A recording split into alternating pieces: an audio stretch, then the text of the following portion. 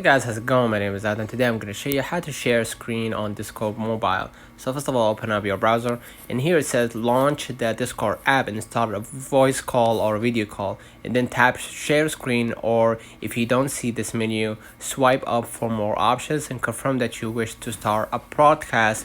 When the confirmation screen pops up, navigate to whatever you wish to share, such as browser window or the Photos app. So basically right here, you're gonna see a demonstration, initiate voice call or a video call, and you're gonna be able to see an option. Once you swipe up, you're gonna be able right here to see share screen, and basically you're gonna be able to share what you seeing or what you're doing on on your phone. So basically that's it.